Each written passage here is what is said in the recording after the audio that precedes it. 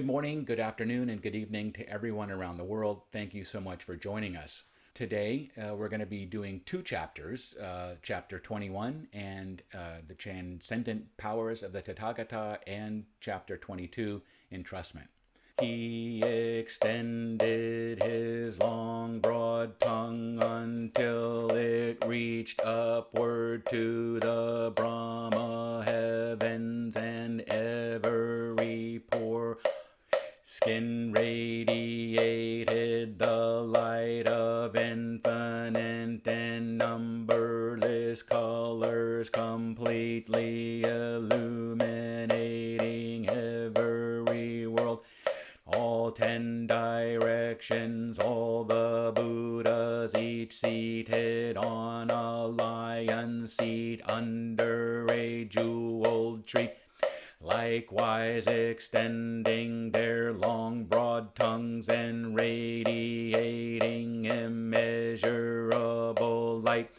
In like manner 3 times he laid his hand upon the heads of the Bodhisattva Mahasattvas, for countless hundreds of thousands of millions of myriads of kalpas I have practiced rare teaching of supreme perfect awakening, and now I am entrusting it to you.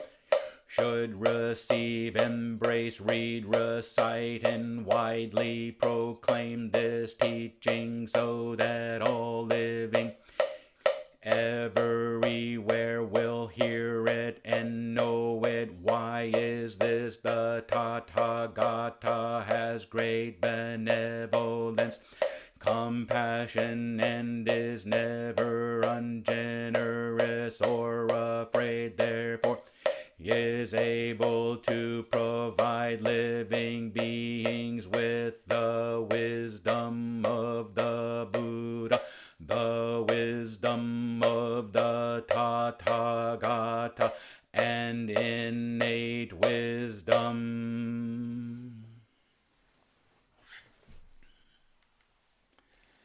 Okay, setting the scene. The ceremony for entrustment begins in Chapter 11, the appearance of the treasure tower. What is being entrusted is revealed in Chapter 16, the lifespan of the Tathagata, and concludes in Chapter 22. The assembly in space, the ceremony in the air, concludes at the end of Chapter 22, bringing the assembly back to the historical dimension of traditional time and space. And it also, this Chapter 22, concludes the, quote, original, end quote, Lotus Sutra. There is broad consensus that the remaining 6 chapters, plus the final third, which is the meditation on Bodhisattva, were amended later and added later. So we're really getting to the end of the original Lotus Sutra itself.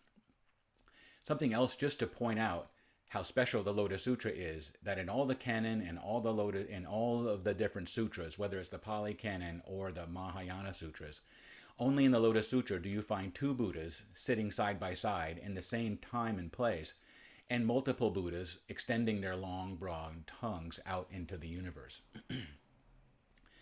So, the major themes for this presentation today, as we combine 21 and 22, first off, is about time relativity. Second, the 10 supernatural powers of the Tathagata. The transmission of the Dharma, both the specific and the general. Talking about innate Buddha wisdom, what is that? The place of awakening, our personal vows to spread the Dharma, world peace and how our actions can and will influence the world around us, and the manifestation bodies that are created by our actions. From the 10 supernatural powers the Buddha uses to teach and share the Dharma, we actually all have those. So think of them as we describe them are things and qualities that you will have yourself. And just showing up is the second of the superpowers. As Yogi Berra said, showing up is 90% of it. Now, vow, or gon, from Shinganji Temple, means true vow. So these vows are really important, and we'll talk a lot about that as we get into it. And essentially, though, if we boil it all down, our vows are to do good, to do no harm, and to seek awakening for ourselves and for others.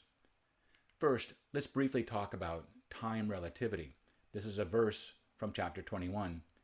While Shakyamuni Buddha and the Buddhas under the jeweled trees were manifesting their transcendent powers, a full 100,000 years passed. So 100,000 years passed in an instant. So what is time? What is space? When we leave the provisional and we enter the ultimate, all time and space are subsumed into one single moment, or Ichinen Sanzen. And it's all relative. And the Lotus Sutra talks in these broad, sweeping time frames. And it's important to realize that, not necessarily take them literally, but metaphorically, that the moment itself contains everything. As we just said, the Ichinen Sanzen, the 3,000 moments contained in a single thought moment. As Nichiren taught in the Ongikuden, quote, one instant, one moment of life, too, lasts for fully 100,000 years, and in this way, the 10 types of supernatural powers become manifest.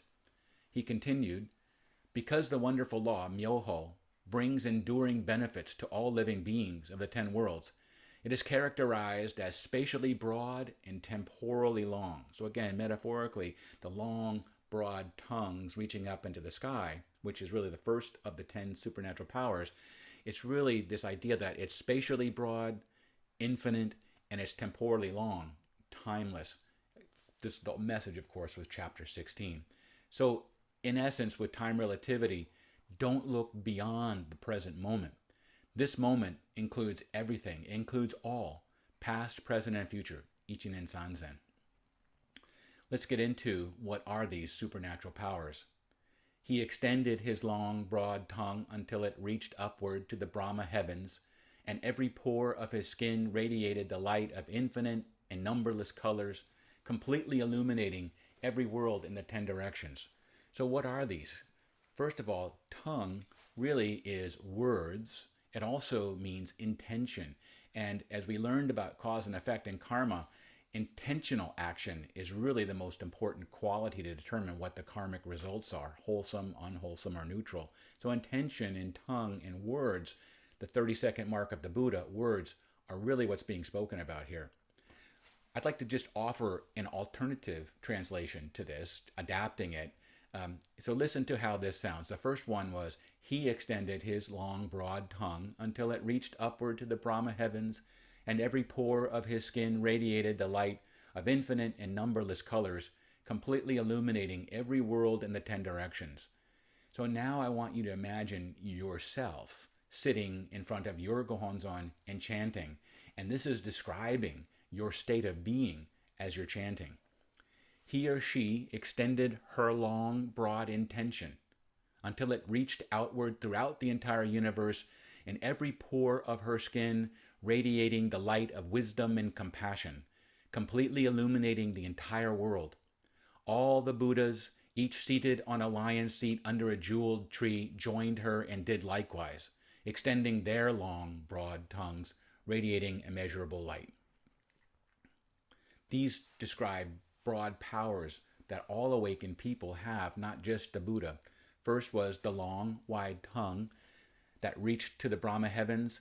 In ancient India, to put one's tongue out was an action showing the truth of what one said. To use a common expression, he showed that he was not two-tongued in what he preached. So modern times, when you stick your tongue out at somebody, it's not a good thing necessarily, but in ancient times it said that you actually were not speaking with a forked tongue. You were telling the truth. The second power, the rays of light emitted from his pores, shining over all the worlds in the universe. This mysterious phenomena signifies the truth is the light, and the light dispels the darkness of illusion. Coughing. Coughed simultaneously means that all the teachings are united into one, and their voices raised in cough signify the preaching of the teaching. Again, we're talking words, but when they all coughed together at once, it showed that they were all united in this one vehicle truth of the Lotus Sutra that includes all the previous dharmas. Snapping one's fingers, again from ancient India, represents an assurance. In Indian custom, snapping one's fingers means to give one's word. I promise to do it. It will be done. 5. All the worlds in the universe quaking in 6 ways. This really means that all things in the universe were strongly moved by this display of the Buddha's supernatural powers. Becoming so inspired, they too take up the Bodhisattva way, bodhicitta, the aspiration for awakening. One could say this quaking is the single moment of joy upon hearing the Dharma. You just feel so much passion, your body is like vibrating and just feels so full, you almost have to move. On last Thursday, we were doing posture during our Shodaigyo, and there was a swaying moment when it just felt so blissful, but there was so much energy coming from our bodies that we just needed to move a little bit to kind of let it out. So that's what this means by the worlds and the 10 directions quaked. 6. All the sentient beings in those worlds seeing the 2 Buddhas sitting in the stupa of treasures in the sky means that everyone, all of us, all beings and things, sentient and insentient, can equally realize the Buddha's teachings. 7. The gods in the sky telling all sentient beings in all worlds in the universe to believe in Shakyamuni Buddha in the Saha world. This is the insight or vipassana that comes to us through our intuition, that our subconscious as a revelation. Some faiths might say this is God speaking to me or a divine revelation, but this is the inner wisdom of the Buddha that comes to us when we open our heart minds. 8. All sentient beings folded their hands in gasho or anjali and exclaimed, Nama Shakyamuni Buddha, Nama Shakyamuni Buddha, again showing that all people equally attain the Buddha way. 9. The various offerings from all the worlds being thrown over the Saha world means that the greatest offering that we can ever make to ourselves and to other people is our daily practice in doing our best to live mindfully and compassionately. Our own transformation, if you come from the Soga Gakkai like I did myself, human revolution, which is a great word, has a good influence upon those around us, or eshofuni. We and our environment are inseparable. Practicing for ourselves is identical with sharing the Dharma with others. To make our practice and lives accord with the Buddha's mind is an important standard for us. This is the essence of our vow when taking the diamond chalice precept or reciting the 4 great bodhisattva vows. If we adopt the standard of making our practices accord with the Buddha's mind, we can act with assurance and peace of mind. 10th, all the worlds becoming passable through each other as though they were a single Buddha land. This means the realization, acceptance, and embracing that samsara is nirvana. Shoji Soku Nehan. Let's look quickly at Jinriki, the supernatural transcendent powers. This is from Miao Lei's Words and Phrases of the Lotus Sutra, Volume 10. The word Jin, or supernatural, means that which is unfathomable. The word Riki, or powers, refers to vital or essential activity. That which is unfathomable is the profoundness of the eternal or inherent entity, while vital activity is the magnitude of that power that causes the changes in the phenomenal world. Thich Nhat Hanh calls this Jinriki, supernatural energy. And from physics, the term is scalar, which means magnitude, how big, how powerful is something. And vector means directions. So what we then do is we take this myoho power, this infinite scalar power, and we direct it through our intention, our long, broad tongue reaching out to heavens, and it radiates out from us, affecting everyone around us, making the world a much better place for all of us. Next, let's talk about transmission. Specific transmission in Chapter 21 is transmitting the message, the Dharma message of Chapter 16 to Bodhisattva Superior Practice, who is leading the 4 Bodhisattvas of the earth and all the rest of the Bodhisattvas of the earth, and the rest of the Bodhisattvas representing the origin teaching to be shared in the final Dharma age.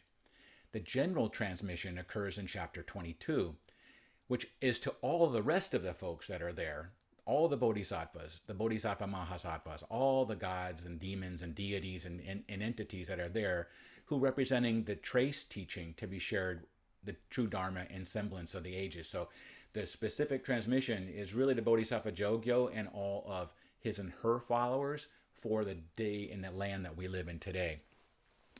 The general transmission is the provisional teachings for the bodhisattvas to spread in the former and middle ages of the Dharma, including a provisional understanding and indirect approach to the Lotus Sutra, where the emphasis is on Shakyamuni and the one vehicle practicing the Lotus Sutra through Zazen and Nembutsu and other rituals as per the four samadhis in great calming and contemplation. From Juri, there is a legend that when Juri met his teacher and greeted him by saying that he had been waiting for him, he said that they had been together at Mount Sacred Eagle, where they had heard the Lotus Sutra from Shakyamuni Buddha himself. His teacher was supposedly an earthly manifestation of world voice perceiver bodhisattva, Kannon or Kuan Yin, and Juri was supposedly an earthly manifestation of Medicine King Bodhisattva from the final concluding portion of the Lotus Sutra. Juri, in fact, is said to have attained awakening while reading the 23rd previous life of Medicine King Bodhisattva. The specific transmission, again, is to the bodhisattvas of the earth to spread the Dharma in the latter age of the law. Then we get into another view of the transmissions, the outer transmission, which goes through the historical dimension from Shakyamuni to Juri to Saicho or Dengyo, and then to Nichiren. And Nichiren referred to these four people, including himself, as the four teachers in three countries. The outer then we go now to the inner transmission in the ultimate dimension directly from the eternal Buddha, Myoho Renge Kyo, to each of us. Nichiren explains the inner transmission in this way: to chant Myoho Renge Kyo with the understanding that these three, Shakyamuni Buddha, who realized enlightenment in the remotest past, the Lotus Sutra that enables all to attain the Buddha way, and we ourselves, living beings, are altogether inseparable and without distinction, is to receive the transmission of the one great purpose of birth and death.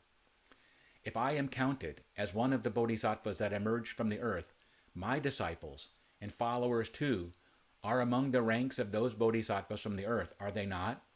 The teacher of the Dharma chapter states, if someone expounds even a phrase of the Lotus Sutra, even to one person in secret, then you should know that such a person is my messenger, dispatched by me and carries out my work. This refers to none other than us. And that was from the Shoho Jiso Sho. In other words, the Daimoku of the Lotus Sutra is the source of all Buddhas. When we chant, we receive, or better said as experience, this transmission directly from the eternal Buddha. And the place where we chant is the Pure Land. This is consistent with the logic that the assembly on Vulture Peak is awesomely present and has not yet dispersed, or of the eternal Buddha's realm of the ultimate dimension depicted on our Gohonzons, that we too enter the assembly in space and participate with the two Buddhas every time we sit in front of our Gohonzon and chant.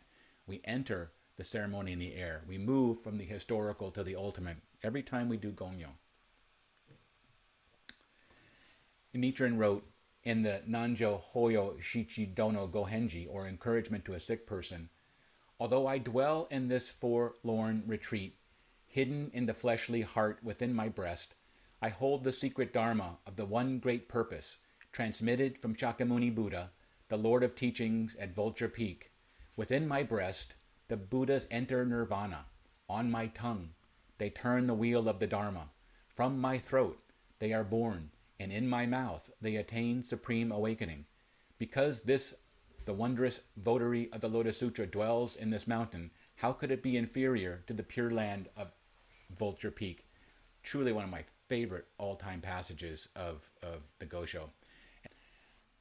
Therefore, he is able to provide living beings with the wisdom of the Buddha, the wisdom of the Tathagata, and innate wisdom. And I read a great quote from Hermann Hesse, and it's from Steppenwolf, but you might remember Hermann Hesse also wrote a bit about Siddhartha. There is no reality except the one contained within us. That is why so many people live such an unreal life.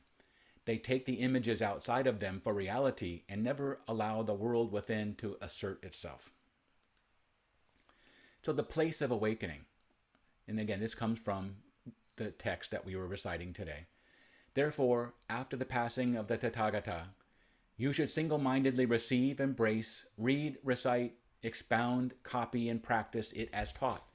In every land where it is received, embraced, read, recited, expounded, copied, and practiced as taught, and in every place where a volume of this sutra is present, whether in a garden, in a grove, under a tree, in a monastery, in a lay person's house, in a palace on a mountain, in a valley, or in the wilderness, you should erect a stupa to pay homage to it. Why is this? Let it be known that this place is indeed the place of the way. Here the Buddhas attain supreme perfect awakening. Here the Buddhas roll the Dharma wheel, and here the Buddhas enter parinirvana. End quote. By the way, this slide is for our sister Susie Giso. This is the Highlands of Scotland. Of course, Sui Leanne and John as well. I don't know if you guys got this far up on your trip together, but beautiful picture of the Highlands of Scotland. Even so, one takeaway here, of course, is I want to point out that he's talking to everyone at the ceremony in the air, including the great bodhisattvas. So even if you're a great bodhisattva mahasattvas, you still have to practice. You got to meditate every day. You got to chant every day. You got to study every day. You got to share the practice with everybody every day. It's important to consider the Dharma. Well, it's important not to consider the Dharma as just a material object, a book or a scroll. And why do we need to be careful about this? This is because we might tend to regard something symbolizing the Dharma as supreme and sovereign in itself, some magical talisman, rather than a symbol or pointer to the Dharma. This externalization becomes idolatry and takes the focus away from the direct transmission. Something symbolizing the teaching is sacred and special indeed, but if we devote ourselves to it alone, regarding it as supreme, or if we pay homage to it for the sake of our salvation, we lower the sacred Dharma of the Buddha to the level of folk religion or superstition.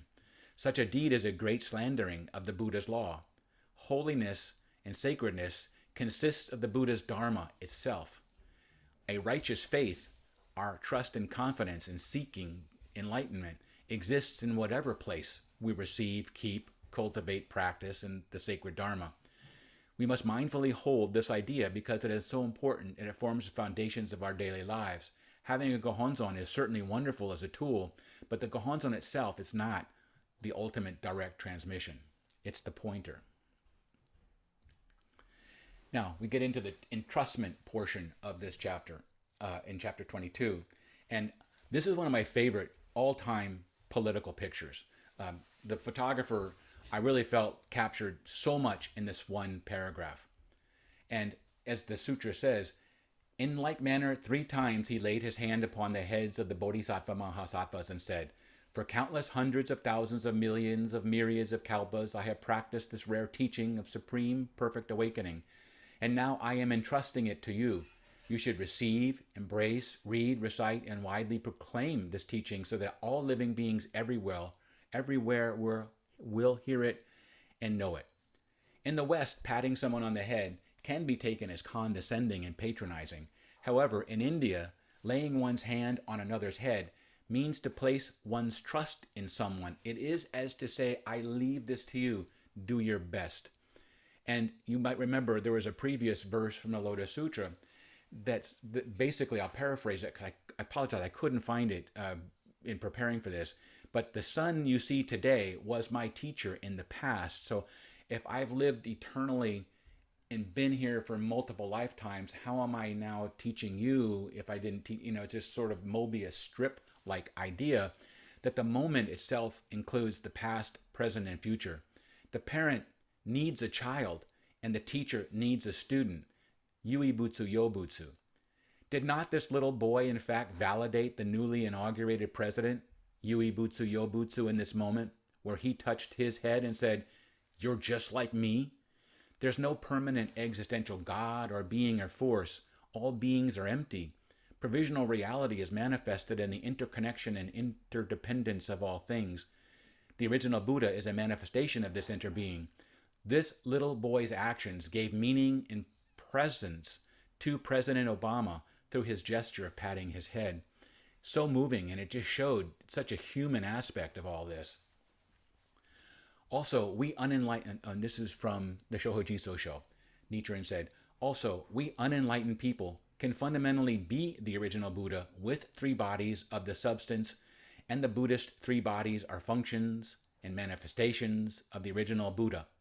If this is true, Although he believed that Shakyamuni Buddha provided the three virtues of master, teacher, and parent to us, instead it is we unenlightened people who provide the three virtues to the Buddha.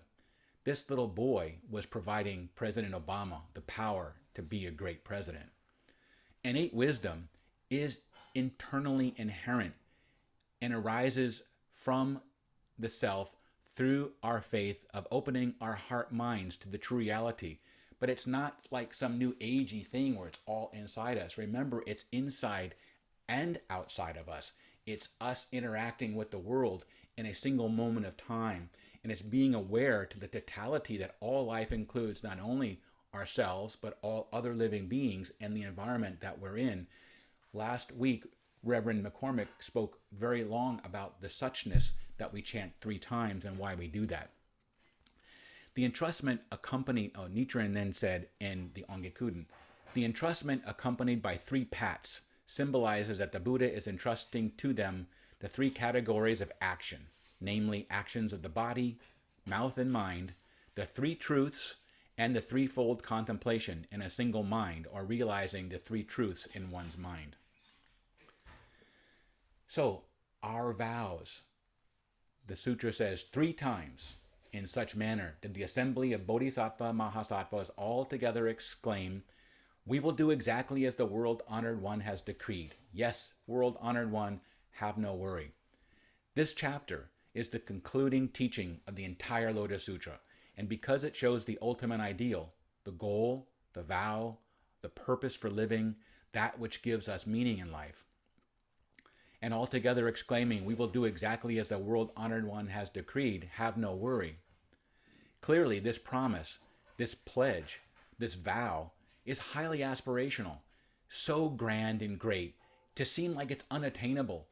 And it could, in fact, look at this and say, I'm super discouraged. I can't do this. But think through it a little bit more, and I'll give you some hope and hopefully solace to look at this a different way. Even though this pledge is grand and great, it's an aspirational pledge. It's like the 4 great Bodhisattva vows. If we're being honest with ourselves, it seems unrealistic and unachievable. But understand, these are goals, aspirations, guiding principles. What could be more special, more noble, more good than to seek to do good, to do no harm, and to seek awakening for ourselves and others? It's like the compass needle that's always pointing north, that is our guide as we try and navigate the daily life, the ups and downs, the suffering, the grief, the joys that we all have in daily life. This compass needle guides us. In the Lotus Sutra, its entire basis is to lead all living beings to the realization of awakening. Maiji sa zeinen, igaryo shujo, tokonyo mujodo sokojo ju bushin. I am ever thinking, how can I cause living beings to embark upon the unsurpassable way and quickly accomplish embodiment as Buddhas? This is our guiding North Star, the compass needle pointing north, that helps us with these goals. Then even when we do make mistakes, and we will every day, we get angry, we get jealous, we get conceited, we get arrogant. These mistakes won't be as bad or as lasting or as unwholesome as they could be, because we have this vow continuing to help kind of bailing the water out of the boat, or keeping the boat upright, or walking true on our course across the map, that we will have wisdom and compassion and courage and power to get back up, to dust ourselves off and begin again. And again, we get angry, we go, oh, I got angry, I wish I hadn't done that. And we begin again and again, knowing that our vow helps us, doesn't hinder us. It's not unattainable, it's aspirational. It's just a way that we can help guide ourselves.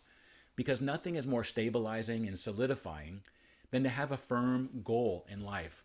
When a person has 2 or 3 goals in mind, their mind is agitated, fragmented, not calm, stable, or focused. This is the purpose of shamatha meditation, to train our attention, to train our concentration muscle, to help teach us how to become single-minded. When we are singularly focused on a goal, there is nothing that we can't achieve. I recall as an 18-year-old young man being introduced to this practice through the SGI, that you become what you worship. They explain why worshiping the Gohonzon was so important.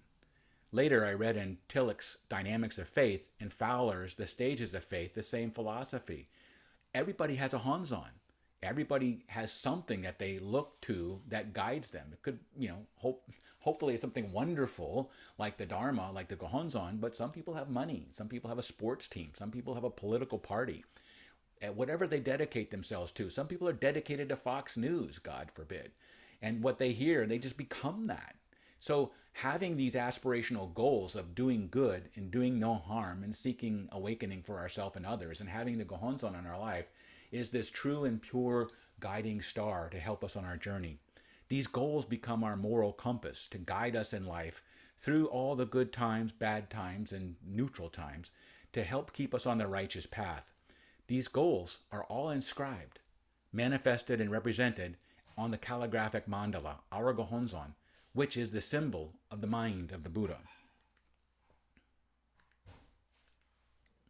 It's not pressing.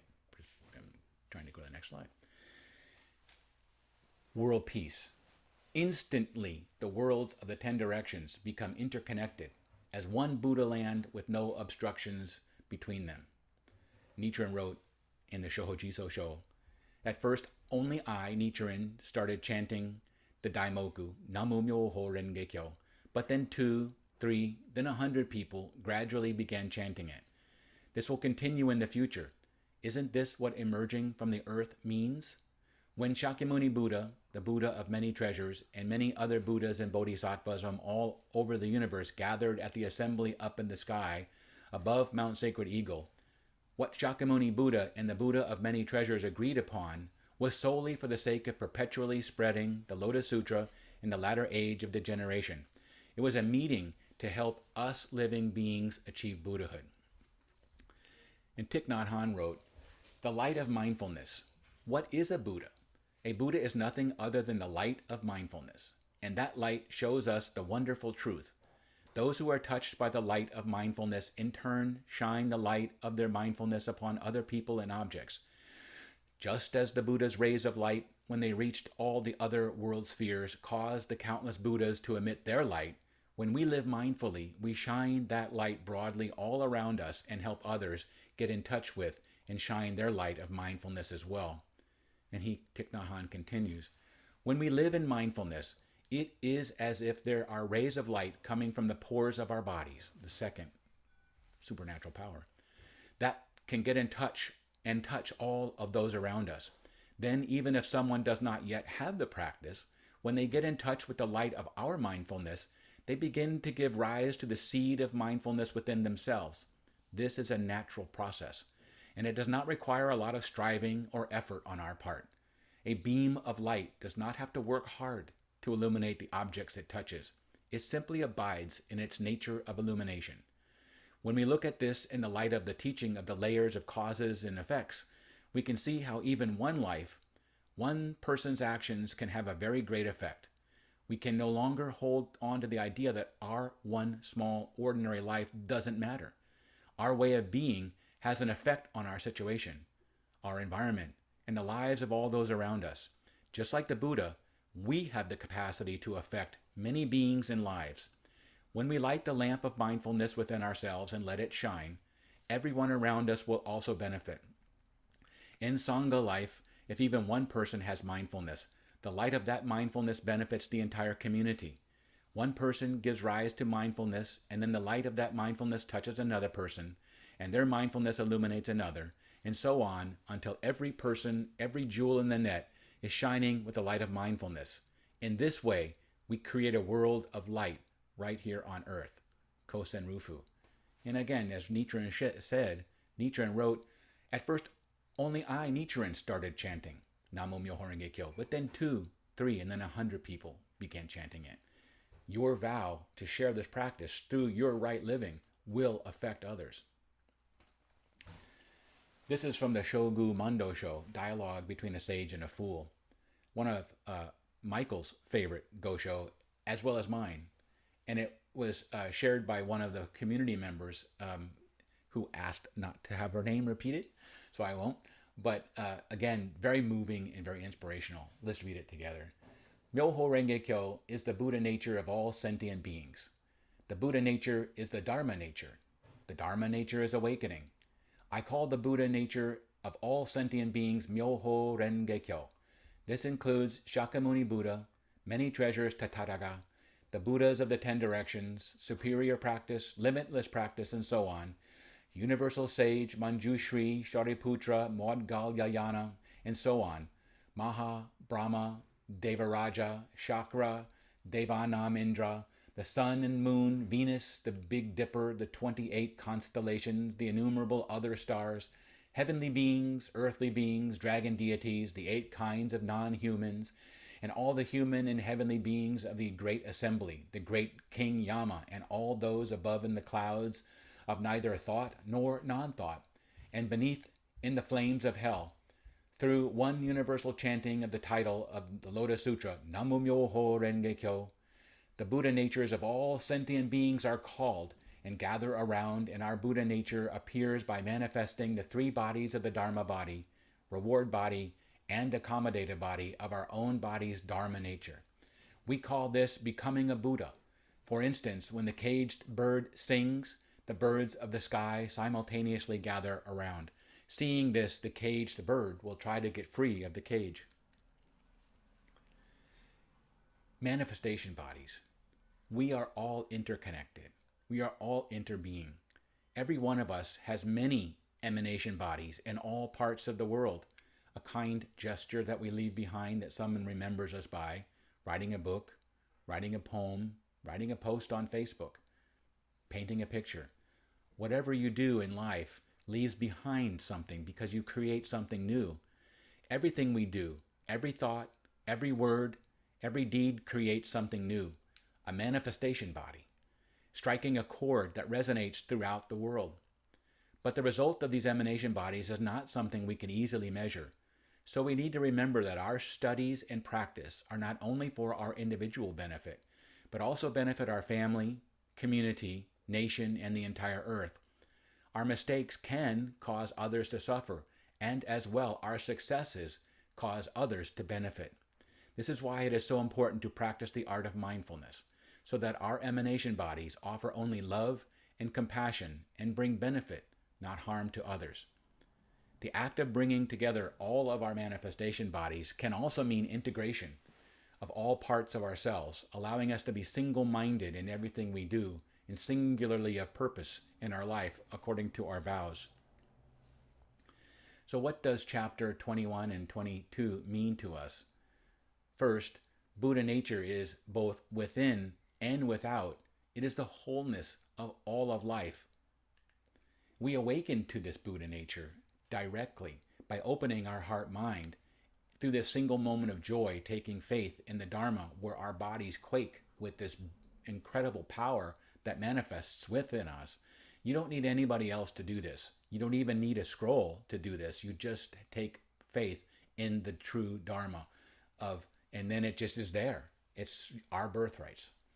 Wherever we are, wherever this awakening occurs, is the place of awakening. And our vows, they're aspirational.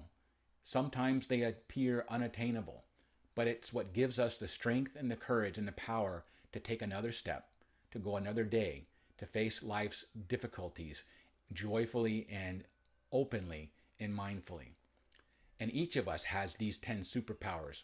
We all have different qualities that are all different. Some of us are good in one area and not in another, but together we all have something that we can share in the world. Our intentions do reach out, affecting everything around us. Our intentions are our long, broad tongue and the rays of light shining forth from our body. It will affect those around us. Our daimoku has power. Chanting will produce a change in you and in others. And everything that we do creates something new. These manifestation bodies that are created in this yui butsu yobutsu moment of interaction. And remember, time is relative and it's short. So what could be more important than trying to do good, to do no harm, to seek awakening for ourselves and for others? Much better than getting on and doing another Facebook post or ranting about some political situation. Have faith, Let your light shine forth. And as we always conclude these lectures with, everything that we just talked about is contained in the meditation container of Myoho Renge Kyo. As Nichiren wrote, the two characters in the name Japan bring together all 66 provinces with all their people, animals, and wealth without a single exception. Likewise, don't the two characters for India bring together all 70 of its countries? Miao Lei says, as a summation of the whole sutra, the entirety of the Lotus Sutra is included in the title, Namu Myoho Renge Kyo. He also says, by way of summary, the 10 realms, 10 aspects are used to indicate the entirety of the 3,000 existences. Bodhisattva Manjushri and the Venerable Ananda used the title of Myoho Renge Kyo to indicate the entirety of the teaching of the Lotus Sutra and 3 assemblies over the period of the last 8 years of the Buddha's teaching, and to indicate that this is what they meant. The sutra begins with the words, "Thus I have heard." I do hope you enjoyed today's lecture, and I hope that this makes you want to chant more and not less. With that said, we'll conclude with Daimoku, and then we'll take some questions. Namu Myoho Renge Kyo. Namu Myoho Renge Kyo. Namu Myoho Renge Kyo.